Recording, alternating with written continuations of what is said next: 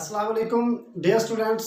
आज का हमारा टॉपिक है rectangular component of a vector और रेजोल्यूशन ऑफ वेक्टर। तो लास्ट लेक्चर में हमने डिस्कस किया था कि एडिशन ऑफ वेक्टर कैसे होती है, उसको कैसे वेक्टर को कैसे ऐड किया जाता है। तो ये हमने लास्ट लेक्चर में डिस्कस किया था। तो जब दो या दो से ज़्यादा वेक्टर को ऐड करते हैं तो उसके लिए हम head to tail rule use करते हैं। आज का जो प्रोसेस है वो इसके उलट है, एडिशन ऑफ वेक्टर के उलट है, जिसे हम नाम देते हैं rectangular component of a vector. इसे हम रेजोल्यूशन ऑफ वेक्टर भी कहते हैं, क्योंकि रेजोल्यूशन ऑफ वेक्टर जो है ये एडिशन ऑफ वेक्टर के इनवर्स है, उलट प्रोसेस है।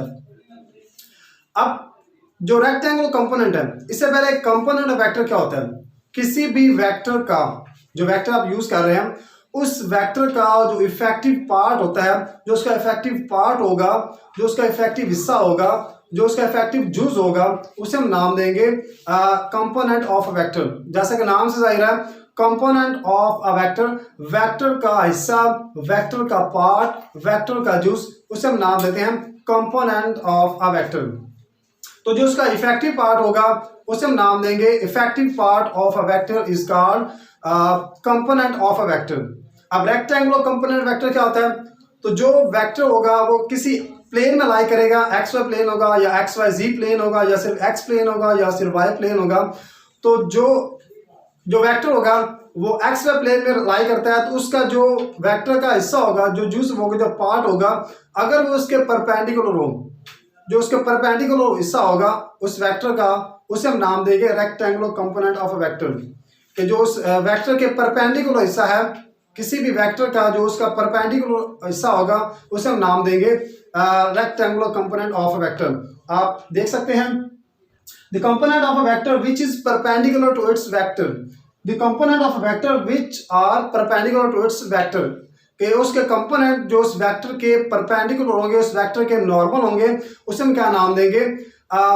रेक्टेंगुलर कंपोनेंट ऑफ वेक्टर का नाम देंगे। तो इसको अंडरस्टैंड करने के लिए हम एक एग्जांपल लेते हैं, हम एक वेक्टर शो करते हैं। तो हमारे पास एक वेक्टर है जिसे हमने क्या किया, ए से डिनोट किया। ये ओ पी है, O P is equal to A के बराबर है। अब ये ए जो वेक्टर है एक्स वाई प्लेन में लाई कर रहा है, ए वेक्टर एक्स वाई प्लेन में लाई कर रहा है। अब इसका जो हिस्सा होगा वो एक्स एक्सिस पर भी होगा, वाई एक्सिस पर भी होगा, और जितना हिस्सा इसका एक्स एक्सिस पर होगा उसे हम क्या नाम देंगे? ए एक्स का नाम देंगे, और जितना हिस्सा इसका वाई एक्सिस पर होगा उसे हम नाम देंगे ए वाई का। यानी कि इस वेक्टर का जो कि प्लेन में लाई कर रहा है, इसका जितना हिस्सा एक्स एक्सिस पर है और जितना हिस्सा वाई एक्सिस पर है, तो ये इसके इफेक्टिव पार्ट है और इसे हम नाम देंगे rectangular component of a vector. और अब इसकी मैग्नीट्यूड में डिस्कस करेंगे, डायरेक्शन में डिस्कस करेंगे। तो यह हमारे पास क्या है, ओ पी एक वेक्टर है, ओ पी किसके बराबर है? O M. O P is equal to O M plus M P, यानी कि इसका एक्स एक्सिस के लॉन्ग और वाई एक्सिस के लॉन्ग जो हिस्सा है, जो पार्ट है, वो इन दोनों को मिला रहा है। ओ पी हमारे पास एक वेक्टर है जो कि बराबर है O M plus M P के।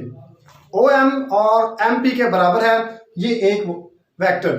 ऐसा हम ए कह सकते हैं, ये एक्स एक्सिस के लॉन्ग है, ये वाई एक्सिस के लॉन्ग है। और इसी तरह अब चूंकि एक्स एक्सिस में हमारे पास यूनिट वेक्टर होता है जो कि डायरेक्शन को शो करता है। एक्स एक्सिस के अलॉन्ग जो हमारे पास यूनिट वेक्टर होगा वो आई होगा, और वाई एक्सिस के जो अलॉन्ग हमारे पास यूनिट वेक्टर होगा वो जे होगा। इसी तरह तो यहाँ पर ए वेक्टर किसके बराबर है? ए एक्स प्लस ए वाई। और इसी तरह चूंकि ये वेक्टर प्लेन में लाई कर रहा है, एक्स वाई में लाई कर रहा है, तो एक्स एक्सिस के अलॉन्ग आई यूनिट वेक्टर होता है और वाई एक्सिस के अलॉन्ग जे यूनिट वेक्टर होता है। तो ए जो होगा वो बराबर होगा ए x I plus A Y जे के बराबर होगा।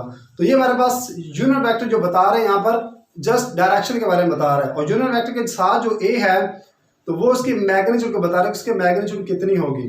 तो नेक्स्ट हमारे पास है इसके मैग्नीट्यूड कैसे डिफाइन करें। अब हम देखते हैं कि इसकी वेक्टर की मैग्नीट्यूड कैसे फाइंड करते हैं और उसकी डायरेक्शन कैसे फाइंड करते हैं। तो पहले देखते हैं कि इसकी जो वेक्टर जो एक्स वाई प्लेन में लाई कर रहा है, इसकी मैग्नीट्यूड किसके बराबर होती है। ये जो वेक्टर हमारे पास है एक्स वाई प्लेन में जो लाई कर रहा है, इसकी मैग्नीट्यूड कितनी होगी, तो ये हम देखते हैं। तो magnitude of rectangular component for x component, जब एक वेक्टर का जो एक्स कंपोनेंट होता है वो एक्स एक्सिस पर लाई करता है तो उसका मैग्नीट्यूड उसकी कितनी होगी। तो चूंकि हमें पता है कि जो एक्स एक्सिस पर कंपोनेंट होता है उसके लिए हम कॉस थीटा यूज करते हैं।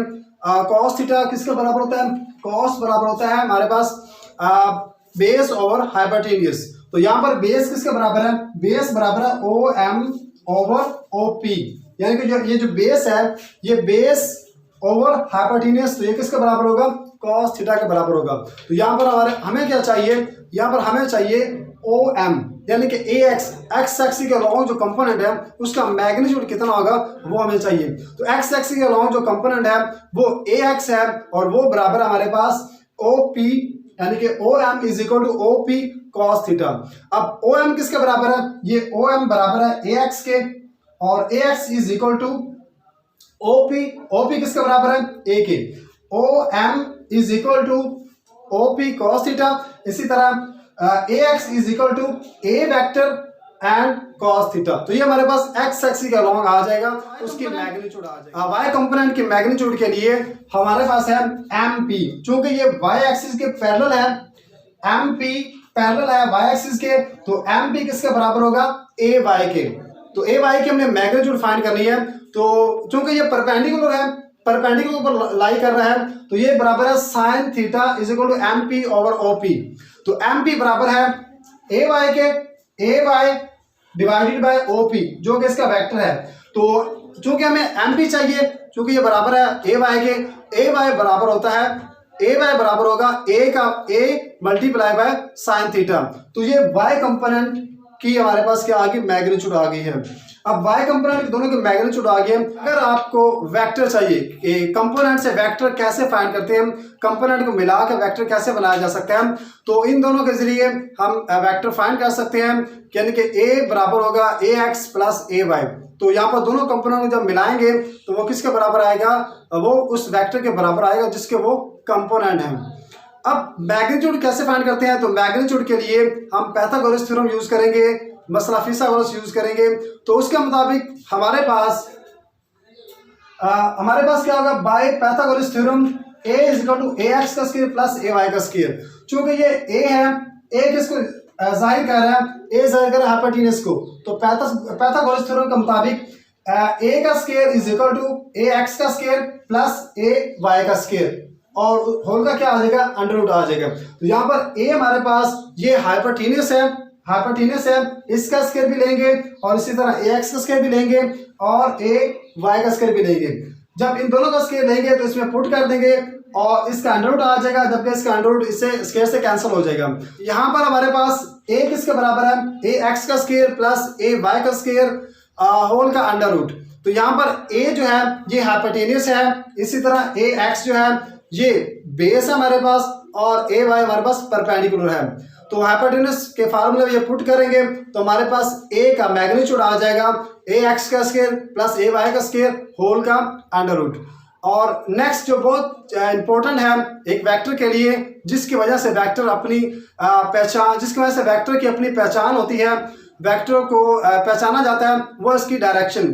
तो जब एक वेक्टर एक्स वाई प्लेन में लाई करता है, जब एक वेक्टर एक्स वाई प्लेन में लाई करेगा या एक्स वाई जी में प्लेन में लाई करेगा या सिर्फ एक्स में लाई करेगा या वाई में लाई करेगा, तो उस वक्त उसकी डायरेक्शन बहुत इंपॉर्टेंट होती है। तो डायरेक्शन के लिए चूंकि ये वेक्टर एक्स वाई प्लेन में लाई कर रहा है, इसकी डायरेक्शन एक्स वाई प्लेन में होगी। तो यहाँ पर डायरेक्शन के लिए हम यूज करेंगे tan theta. tan theta is equal to perpendicular over base. तो tan theta M P over O M, चूंकि tan theta perpendicular over base के बराबर होता है, तो एम पी हमारे पास परपेंडिकुलर है और बेस हमारे पास ओ एम है। एम पी बराबर है ए वाई के और ओ एम हमारे पास किसके बराबर है, बेस के बराबर है। तो tan theta is equal to A Y over A X. A Y the component of vector along Y axis, A X the component of vector along X axis.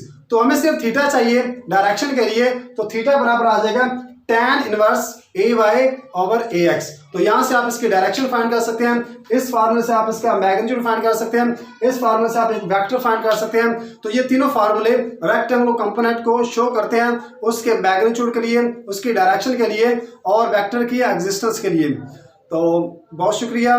अगर आपको हमारी वीडियो पसंद आ रही है तो प्लीज़ हमारे चैनल को like कीजिए, सब्सक्राइब कीजिए और अपने दोस्तों के साथ शेयर कीजिए।